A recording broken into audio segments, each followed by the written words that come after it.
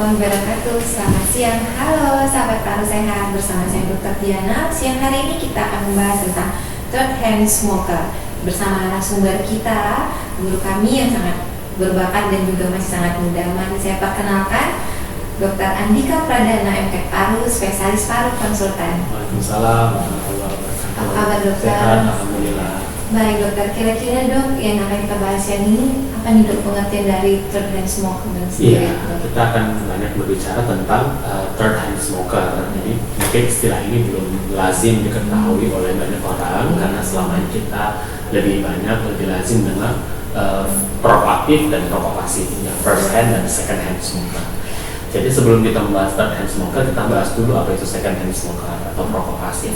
Selama ini kita tahu perokok pasif itu adalah orang yang tidak merokok, tetapi berada di sekitaran si perokok aktif, sehingga dia terhirup juga dengan asap rokok, dan dia disebut sebagai second hand smoker.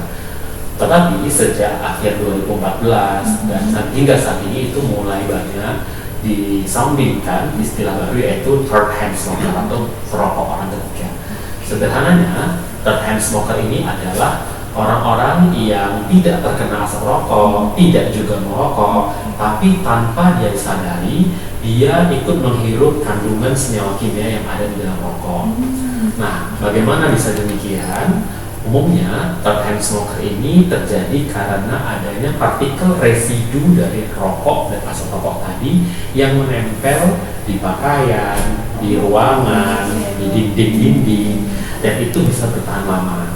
Sehingga orang-orang yang menyentuh pakaian, memeluk, atau berada di ruangan yang sama, di dinding tersebut, itu akan ikut tanpa dia sadari menghirup partikel residu dari kandungan kimia yang ada dalam rokok, dan itu disebut dengan nama third hand smoker. Berarti tanpa tersisa gitu ya? Tanpa dia sadari. Ya. Baik dok, berarti orang-orang yang paling beresiko untuk terpapar siapa? Iya, ini dia. Jadi sering sekali third hand smoker ini kan tidak disadari. Jadi apalagi di Indonesia ya, biasanya budayanya itu misalnya si bapak merokok, karena kadang-kadang dia tidak mau anaknya terkena rokok, jadi dia merokoknya pulang dari kerja, sebelum nyampe rumah dia merokok dulu. Nah, tanpa dia sadari, residu nikotin dan zat kimia yang ada dalam rokok itu menempel di bajunya. Kemudian dia nyampe ke rumah, setelah sampai rumah dia peluk anaknya. Nah, anaknya memegang baju si bapaknya dan kemudian anaknya megang-megang mulut, itu juga akan menjadi third hand smoker. Atau juga ada kebiasaan buruk di Indonesia ini, kadang-kadang bapaknya itu di rumah dia mau merokok, nggak mau kena anaknya, dia merokoknya di kamar mandi. Nah, dia merokok di kamar mandi tanpa disadari kan di kamar mandi itu lembab. Nah, jadi residu dari asap, nikotin, hidrokarbon, dan zat-zat berbahaya lainnya itu menempel di dinding kamar mandi. Itu bisa bertahan lama. Ada studi yang bilang hitungan hari, bahkan hitungan minggu. Nah, kemudian si bapaknya keluar dan anaknya masuk, istrinya masuk. Si bapak merasa dia nggak kena rokok, keluarganya nggak kena rokok. Padahal waktu si istri masuk menggunakan kamar mandi, itu dia menyentuh dinding kamar mandi. Nah, pada saat itu dia menjadi third hand smoker. Yes, betul. Berarti ini dok, karena dia punya paparan zat sisa, apa yang dampak kira-kira yang akan muncul? Ya, jadi benar. Apakah ini berbahaya atau tidak? Kan begitu ya. Jadi dulu studinya diragukan apakah karena ini hanya zat-zat sisa, apakah ini berpengaruh terhadap status kesehatan seseorang. Nah, kita pernah ada penelitian yang dipublikasi, dia mendeteksi darah, kadar nikotin dan kadar kotimin di dalam darah pada anak-anak yang tidak pernah merokok sama sekali, tapi bapaknya merokok di luar rumah. Ternyata di dalam darah anak tersebut itu terdetek ada nikotin dan kotimin, padahal bapaknya merokok tidak di dalam rumah, dia merokoknya di luar rumah. Tadi ya, dia tetap menempel di baju atau di pakaian si bapak, kemudian si anaknya megang bapaknya, peluk-peluk bapaknya, itu akan terpapar. Nah, dalam akumulasi jangka panjang, nikotin yang dimetabolisme menjadi kotimin, kemudian hidrokarbon, itu kan sifatnya adalah karsinogenik, ya kan? Artinya karsinogenik, jadi dia bisa menginduksi terjadinya kanker, ya, sehingga dia bisa meningkatkan terjadinya resiko kanker paru.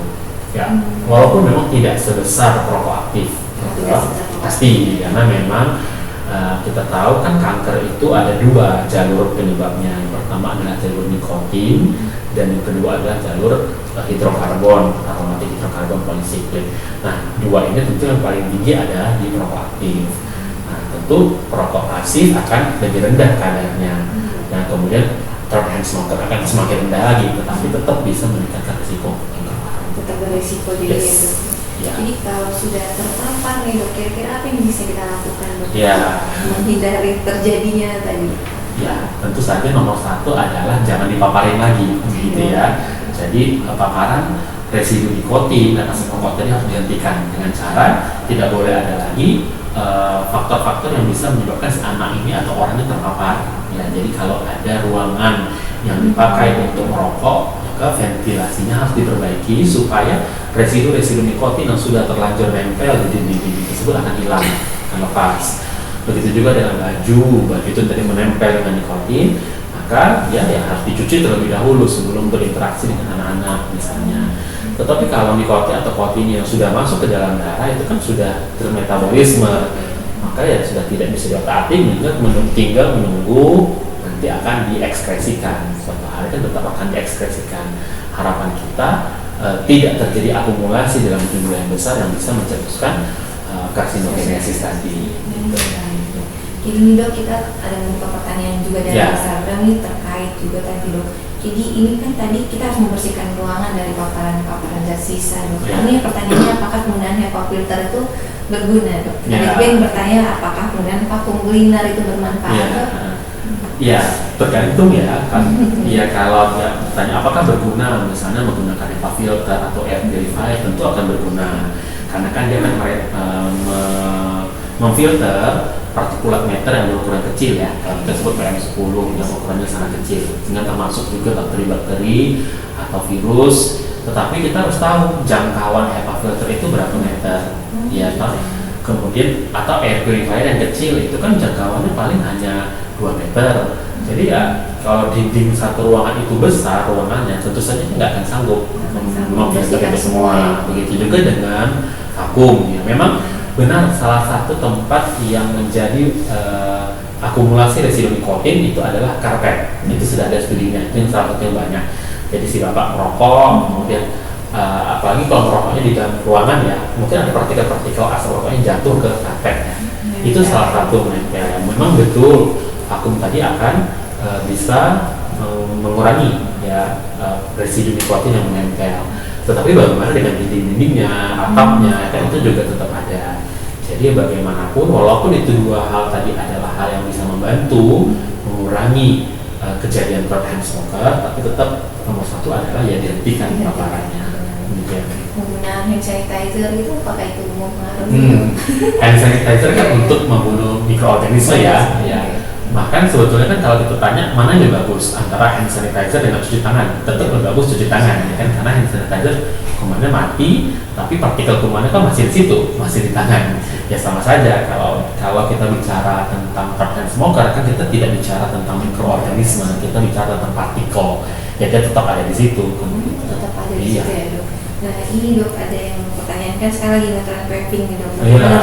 Vaping itu terhadap kejadian third hand smoker. Ini vape ini sebetulnya adalah propaganda ya dari boleh dibilang produsen yang menyatakan bahwa vape itu aman dan menjadi solusi untuk berhenti merokok. Ya entah dari mana lah evidence-nya mereka sounding seperti itu, padahal itu salah. Ya kita tahu sendiri bahwa vape itu termasuk dalam perokok aktif, tidak beda dengan perokok aktif. Malah di dalam vape itu sendiri banyak partikel kimia yang berinteraksi dengan logam dan baterai, sehingga justru lebih berbahaya dibandingkan rokok biasa. Lebih berbahaya ya Pak sahabat kalau saya. Nah malah kalau boleh nanti di ada waktu kosong searching kita ada penyakit namanya VALI, yaitu Vape Associated Lung Injury, yaitu kerusakan hebat di paru yang dikarenakan akumulasi dari asap vape. Nah, jadi sama sekali tidak benar bahwa vape itu solusi yang lebih efektif atau aman, bebas dari rokok, bebas nikotin. Dia memang disebut lebih aman karena tarannya lebih rendah. Tetapi di situ ada nikotin yang berjumpa dengan formaldehid, logam. Kita bayangkan aja ada logam dibakar dengan asap kemudian dihirup. Tentu semua karsinogennya akan masuk ke dalam paru. Jadi itu tetap tergolong ke dalam rokok aktif. Ya, seperti itu. Formulasi yang sama ya. Iya, sama sebenarnya. Ini tentunya ini akan dapat memicu serangan asma ya dok, paparan dari. Ya, banyak kan, asma itu sendiri kan pencetusnya ada banyak sekali pencetus asma. Paling sering memang ada alergi terhadap partikel debu atau serbuk bunga atau tepung-tepungan. Tetapi salah satu juga faktor pencetus asma adalah paparan asap. Ya, termasuk asap rokok, tidak membedakan juga mau itu asap vape ya atau asap rokok elektrik atau apapun itu juga bisa mencetuskan serangan asma pada pasien-pasien yang mempunyai asma, faktor risiko asma. Oke, baik dok, ini terakhir nih kayaknya dok. Ada Ya. yang sudah pengen berhenti merokok, jadi dia bertanya apakah kalau kita berhenti secara tiba-tiba itu akan beresiko dok? Mungkin Yes. dia udah tahu nih manfaatnya sekarang dok. Iya, ini bagus pertanyaannya. Justru ada dua cara berhenti merokok. Cara pertama yang paling efektif dan yang paling selalu berhasil itu pertama yang tadi disebutkan, yaitu langsung berhenti saat itu juga. Oh, tiba-tiba ya dok? Yes. Oke. Cara kedua adalah dengan menunda rokok pertama. Nah, menunda rokok pertama dari bangun pagi. Misalnya ada orang yang selama ini bangun pagi kemudian merokok. Nah, kalau dia mau berhenti merokok, tunda rokok pertamanya. Misalnya dia bangun pagi jam 6, tunda jam 8 baru mulai merokok. Besoknya tunda 2 jam, jam 10 baru mulai merokok. Besoknya tunda 2 jam, jam 12 baru mulai merokok. Besoknya jam 2 siang, jam 4 sore. Jadi tunda. Tetapi antara kedua ini yang lebih efektif adalah yang pertama, langsung berhenti merokok seketika. Apakah aman? Jawabannya lebih efektif dan lebih aman. Walaupun kita tahu rokok itu akan membangkitkan reseptor dopamin yang membuat si perokoknya senang, nyaman, tenang setelah merokok. Nah, saat hari-hari pertama si pasien berhenti merokok, maka reseptor-reseptor dopamin tadi yang selama ini diisi oleh nikotin itu akan kosong. Nah, maka dalam hari-hari pertama pasiennya pasti akan merasa gelisah. Dia pasti merasa bingung, linglung dalam itu adalah mekanisme kompensasi karena reseptor-reseptornya itu tidak terisi lagi oleh nikotin sehingga dia mencari. Tapi kita tidak perlu khawatir karena reseptor dopamin yang ada di otak itu tidak bisa membedakan dopaminnya dari rokok atau dari sumber lain. Nah, jadi kalau dia berolahraga atau melakukan apa yang dia senangi, misalnya dia senangnya apa, olahraga, main bola, atau dia mendengarkan musik, atau dia jalan-jalan, itu juga menghasilkan dopamin. Dialihkan. Yes, betul. Jadi otak kita tidak bisa membedakan ini dopamin karena rokok atau dopamin karena aktivitas yang menyenangkan. Jadi selama 2-3 hari pertama dia mengalami withdrawal, itu dia harus mengalihkan dengan hal-hal yang menyenangkan supaya reseptor dopaminnya tetap terisi. Gitu ya. Ada yang hobi makan, ya hobi makan gitu. Ada yang belanja gitu. Atau nonton film supaya dia tidak merasa withdrawal. Umumnya dalam 48-72 jam withdrawalnya selesai dan dia selesai. Ya nggak lama. Nggak lama. Jadi tapi 72 jam itu fasenya akan berat. Dan tentu saja tidak boleh ada stimulus. Ya rokoknya jangan ada lagi. Ada lagi bisa merokok lagi. Perlu kerjasama dari lingkungan. Yes. Seperti itu. Baik dokter Andika, terima kasih banyak untuk waktunya dokter dan sharing ilmu yang sangat bermanfaat Mudah-mudahan sekali. bermanfaat ya. Iya, begitu ya sahabat Paru Sehat. Jadi ini sudah panjang lebar dan ternyata cara untuk mencegahnya juga sangat mudah. Baiklah, sampai ketemu di podcast berikutnya. Jangan lupa subscribe dan like channel YouTube kami untuk mendapatkan ilmu lebih banyak dan mencegah penyakit paru. Sampai jumpa, salam sehat selalu. Assalamualaikum.